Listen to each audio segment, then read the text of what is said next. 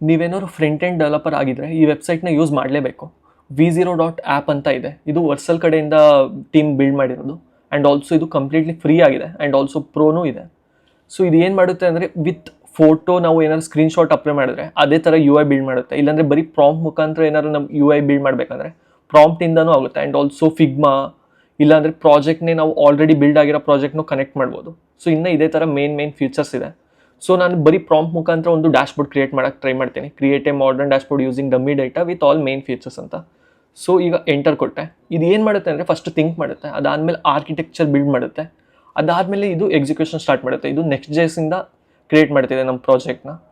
And also 30 to 1 minute ತೊಗೊಳುತ್ತೆ. So ಇದಾದಮೇಲೆ ತೋರಿಸ್ತೀನಿ ನಿಮಗೆ 1 minute ಆದಮೇಲೆ ಹೇಗೆ ಕಾಣುತ್ತೆ ಅಂತ. ನೋಡ್ಬೋದು ಆಲ್ಮೋಸ್ಟ್ 5 minutesಲ್ಲಿ ಈ ಡ್ಯಾಶ್ಬೋರ್ಡ್ನ ಕ್ರಿಯೇಟ್ ಮಾಡಿದ್ದೀನಿ. ಇವು ಎಲ್ಲ ಮೇನ್ ಫೀಚರ್ಸ್ ಏನೇನು ಬೇಕು ಅದೆಲ್ಲ ಆ್ಯಡ್ ಮಾಡಿದೆ. ಸರ್ಚ್ ಬಾರ್ ಆ್ಯಡ್ ಮಾಡಿದೆ and also left now bar add ಮಾಡಿದೆ. ಗ್ರಾಫ್ಸ್ ರೆಪ್ರೆಸೆಂಟೇಷನು ಸಹ ಆ್ಯಡ್ ಮಾಡಿದೆ.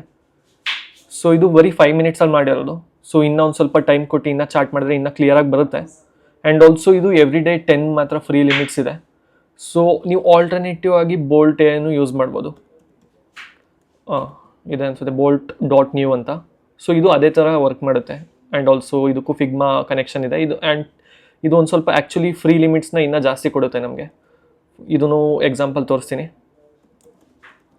ಡ್ಯಾಶ್ಬೋರ್ಡ್ ಅಂತ ಕೊಟ್ಟು ಯಾವುದಾದ್ರು ಇಮೇಜ್ಗೆ ಹೋಗಿ, ಸೊ ಇದನ್ನು ಸ್ಕ್ರೀನ್ಶಾಟ್ ತೊಗೊಳ್ಳೋಣ. ಸೊ ಈ ಬೋಲ್ಟ್ ಹೇಗೆ ಕೊಟ್ಟು, ಸೊ ಇದು ನೋಡಿ, ಇದು ಬೋಲ್ಟ್ UI ಕ್ರಿಯೇಟ್ ಮಾಡಿರೋದು. ಆಲ್ಮೋಸ್ಟ್ ನನ್ನ ಸ್ಕ್ರೀನ್ಶಾಟಲ್ಲಿ ಏನು ಕೊಟ್ಟಿದೆ ಅದೇ ಕ್ರಿಯೇಟ್ ಮಾಡಿದೆ. ಆ್ಯಂಡ್ ಆಲ್ಸೋ ಇಲ್ಲೆಲ್ಲ ಒಂದು ಸ್ವಲ್ಪ ಓವರ್ಫ್ಲೋ ಆಗಿದೆ. ಚಾರ್ಟ್ ಮಾಡಿ ಹೇಳಿದ್ರೆ ಇದನ್ನು ಕರೆಕ್ಟಾಗಿ ಪ್ರಾಪರ್ ಮಾಡುತ್ತೆ.